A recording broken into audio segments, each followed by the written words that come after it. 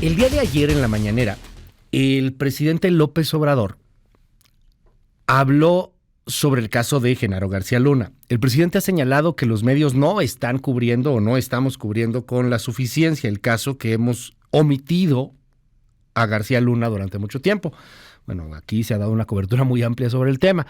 Ahora sí que quien juzga, pues yo creo que es la audiencia. Así que el presidente habla del juicio, de hecho, habla diariamente sobre el juicio. Él mismo ha señalado que va a tener una especie como de informe mañanero sobre lo que esté pasando con García Luna. Ayer reveló algo muy interesante.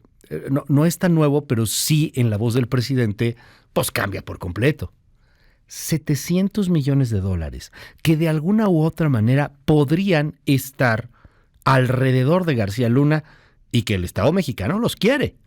López Obrador ayer. Lo que sí nosotros vamos a procurar es recoger el dinero. Es más, hay un juicio, 700 millones de dólares en Florida, y sus abogados plantearon de que no tenía México por qué ir a litigar allá. Nosotros, y un juzgado en Florida nos dio la razón. Es decir, que sí podemos y se está trabajando en eso. 700 millones de dólares y otros posibles activos. Eso se va a seguir. Desde la Argentina, en el marco de la CELAC, de esta reunión de países de América Latina y el Caribe, el canciller Marcelo Ebrard secundó la declaración de López Obrador y dijo esto.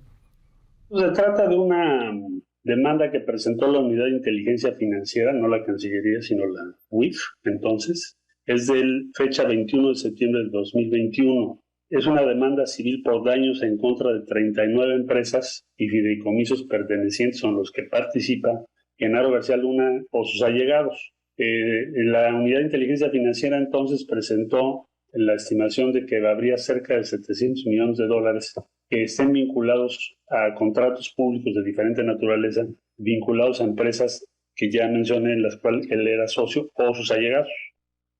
¿Quién era la UIF entonces? Bueno, pues ahí estaba Santiago Nieto, a quien tengo en la línea telefónica. Te aprecio mucho, Santiago, por tomarme la llamada. Buen día, ¿cómo estás? Buen día, un saludo a ti y a tu auditorio, Luis. Oye, cuéntanos un poco más de lo que se pueda contar sobre este asunto. Me brincó la cifra 700 millones de dólares alrededor de García Luna. ¿Se puede recuperar ese dinero para el Estado mexicano, Santiago? Cuéntanos.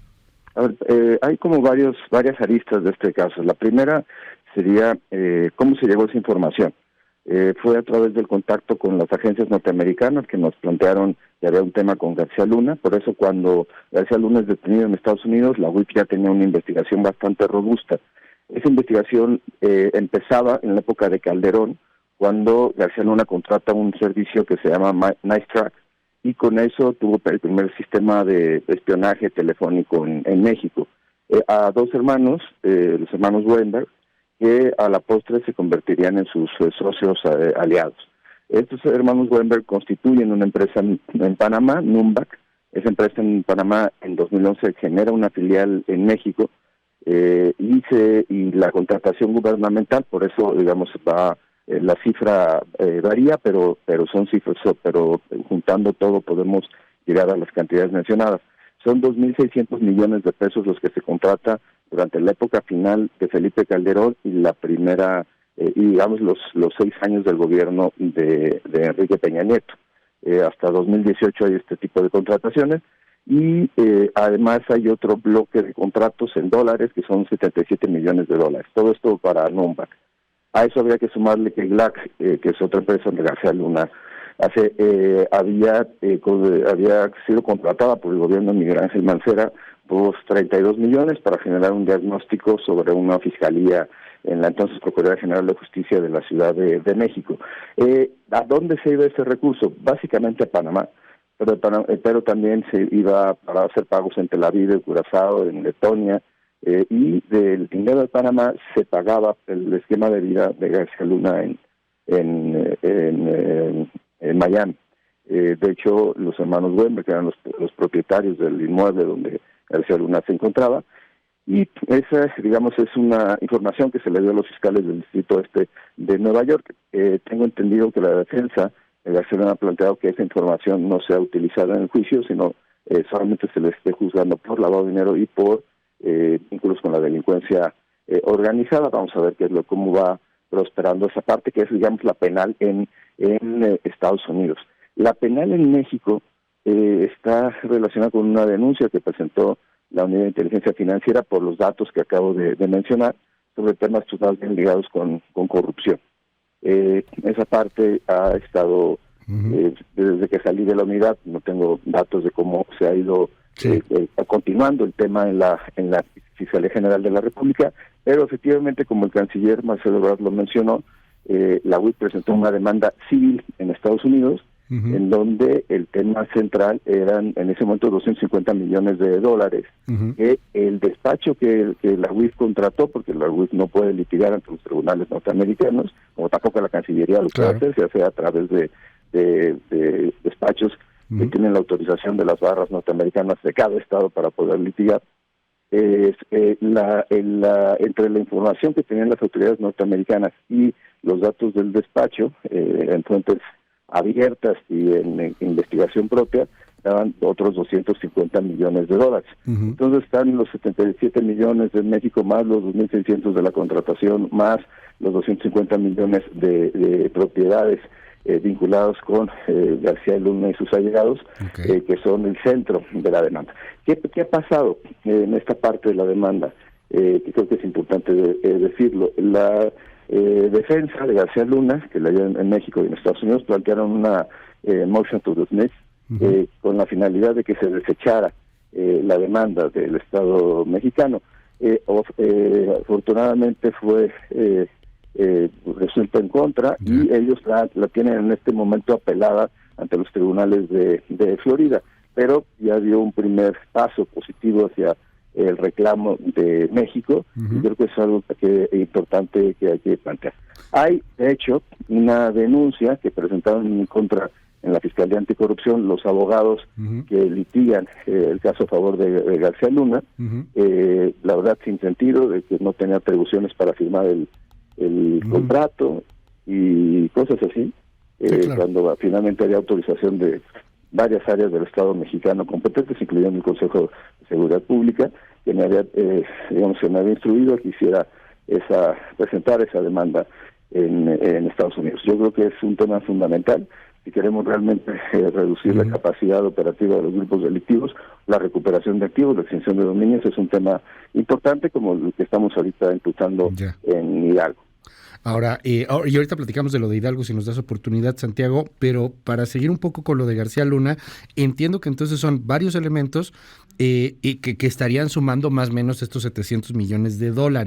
En el caso de los contratos, o sea, al final de cuentas fueron contratos, me dices, por más de 2.600 millones de pesos, que serían pues más o menos unos $130 millones, ¿no? Por ahí, ¿cómo se pueden recuperar? O sea, porque a lo mejor, pues ya se gastaron, ¿no? O sea, a lo mejor ya ese tema ya se movió, ya se contrató lo que se había contratado. ¿Realmente era solamente un contrato falso o a lo mejor pues sí hubo algún entregable? No sé, ¿qué sabemos un poco más sobre estos contratos? No estoy ni defendiendo ni crucificando a nadie, pero eran contratos solamente para que le dieran el dinero y se lo quedara, o si hacía algo con ese dinero, o sea, al final respondía por lo que lo habían contratado.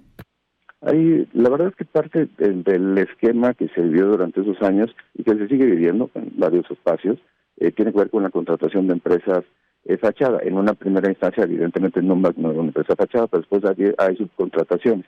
Aquí en este caso eran contratos que se daban por parte de la Comisión Nacional de Seguridad, por parte del órgano especializado en los centros de readaptación social. Había temas vinculados inclusive con espionaje. Había incluso temas de avios no tripulados. Entonces, eso iba, digamos, aumentando la cantidad de contratos que se tenían, y algunos evidentemente sí se ejercieron. Otros eran cosas, bienes, digamos, que se utiliza de utilización inmediata, y hay cosas que sí se podría rastrear si realmente esas compras existieron o no. El tema central es que, bueno, esta información la tienen los fiscales del Distrito de Estados Unidos, es parte de la información que se dio a la Fiscalía General de la República, y ese es el punto, creemos, más importante para darle seguimiento a las cosas. Como abogado, como especialista en estos temas, ¿qué tanta posibilidad hay de que esto realmente se concrete? ¿Hay antecedentes en donde los estadounidenses nos hayan dado propiedades, activos, dinero de algún delincuente mexicano que haya lavado dinero allá? ¿Hay algún antecedente que respalde lo que se quiere hacer contra García Luna? Bueno, hay dos temas importantes. También uno impulsado por la Cancillería, que son las demandas que se presentaron en contra de las armerías. Y el segundo caso es precisamente el despacho que la UIF contrató, que tenía un precedente con el tema de FICREA. FICREA, como sabemos, había sido un proceso de defraudación en una institución financiera, y este despacho pudo localizar los bienes, no en un tema de corrupción política, sino finalmente de fraude, de los directivos de FICREA, y recuperar para los demandantes mexicanos cantidades importantes de dinero en el contexto de cuentavientes, que fueron las personas afectadas por esa actuación. Digamos que estaba ese precedente, y por eso fue que se decidió contratar ese despacho, que era el único que hasta ese momento tenía la expertise para poder llevar a buen puerto estas acciones. Ahora, también sabíamos que era un tema que no iba a ser inmediato. Tanto las demandas en las armerías de la Cancillería como esta demanda no iba a ser un tema inmediato, y que, bueno, por supuesto, explican la estrategia de los abogados que plantearon que yo no tenía competencia para firmar el contrato, y que presentaron esa denuncia. Si se caía el asunto en México, se caería el asunto en Estados Unidos, y esa era la estrategia de este grupo de litigantes. Y bueno, de todas maneras, o sea, no ha habido... Está el antecedente de las armerías, que es importante, es muy relevante, lo hemos platicado con la Cancillería en varias ocasiones, pero no ha habido todavía un antecedente de este resultado, o sea, que al final sí nos regresen la lana. Bueno, pues el de FICREA es un resultado no para el Estado, pero sí para los mexicanos y las mexicanas que fueron defraudados. Entonces, digamos, el camino está planteado. Claro, no es un tema, seguramente es un tema que se va a ir a todas las apelaciones posibles, pero yo creo que si queremos tener resultados diferentes, tenemos que hacer cosas diferentes, y eso finalmente es algo que sí se hizo durante esos años. Y cerrando con lo de García Luna, lo que hoy está en debate, el juicio en Nueva York, nada tiene que ver con este asunto. Este es otro que se está dirimiendo en California. Sí, digamos que aunque están ligados los mismos actores, un juicio es penal sobre lavado de dinero y vinculación con el narcotráfico, el apoyo al cártel de Sinaloa, es el de Nueva York. El de México es un tema de corrupción política, de peculado, el penal. Y el civil de Estados Unidos tiene que ver con la recuperación de activos, la extinción de dominio, en virtud de que los recursos fueron obtenidos de forma ilícita, ya sea por vínculos con la delincuencia organizada o ya sea por temas de corrupción política.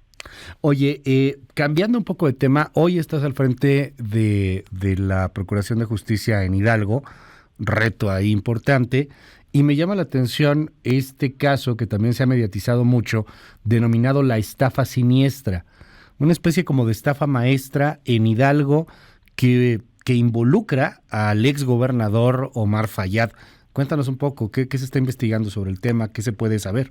Bueno, desde la época de la transición, el gobernador Julio Menchaca nos pidió que tuviéramos especial cuidado en la contratación de empresas, fachada, y tanto la Contraloría del Estado como nosotros desde el ámbito de la Procuración de Justicia empezamos a detectar que había ciertos municipios que habían recibido recursos, por ejemplo, para combatir el COVID, para poder limpiar presas, para poder rehabilitar caminos, y que estos no se habían desarrollado.